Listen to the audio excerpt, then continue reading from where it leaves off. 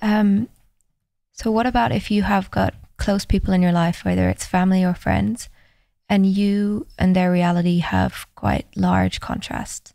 You almost seem to live in completely different worlds or paradigms, and your world or their understanding of your world may cause them some suffering, and they may struggle to understand how to approach these kind of tensions that you have within relationships, or in a balanced way, without it compromising yourself or without you just being completely removed from the situation. And in the mirror state, there's a recognition of them as God. So not only do you see that everything is divinely guided, also actually their essence is perfected. So that's a strong part of your awareness when interacting with others as a mirror, is so you don't really see them as others. You see them as God, as you do everything, including yourself. So the polarity and the duality disappears. Therefore, you hardly even see the scenario. Because you see the truth.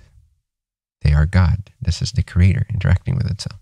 So that's the non-dual understanding or recognition or direct experience that outshines all the other stories. And you're acutely, intelligently aware of all the nuances of what's happening at the same time. But it's not your direct experience. It's just available. It's just kind of there on the horizon of your view. But it's not what overwhelms your experience. Does that make sense? Yeah. Wow. Is that literal though? Like you're literally hardly aware of the details of the situation?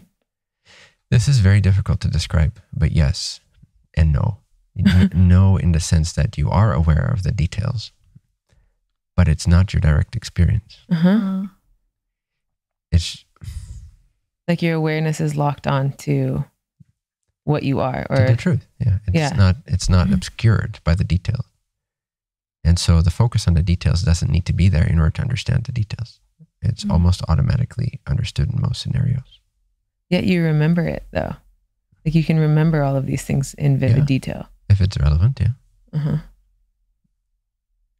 Cool.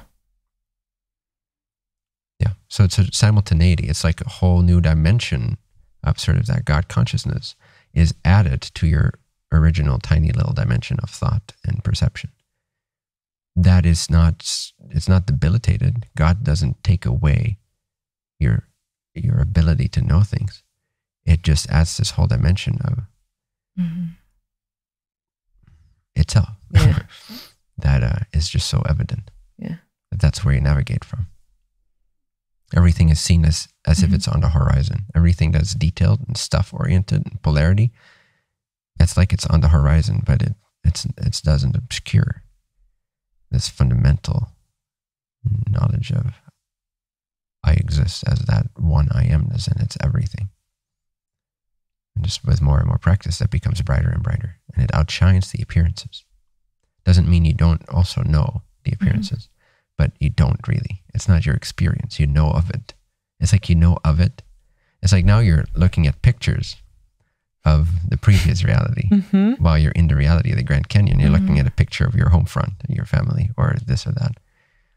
But you're canoeing through the Grand Canyon. So it's like, or someone calls you maybe on the phone, but you're like, wow. Oh yeah, okay, well I would just do this. Okay. Nice. I mean, those are just analogies. It's a little hard to describe the simultaneity of it and the outshining nature of it. It's kind of like that. Wow. Where what other people view as reality to you, it seems like just a picture. Because you're in reality. And it's so much more real and awake and lucid and true that it's never obscured. Like the picture doesn't obscure your experience of being in the Grand Canyon. Picture of your family at home or whatever it is in this scenario.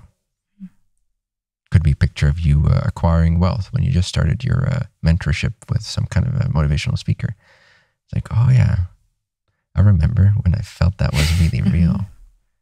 But you're in the Grand Canyon. Again, that picture could never obscure or convince or overwhelm the senses of your real experience.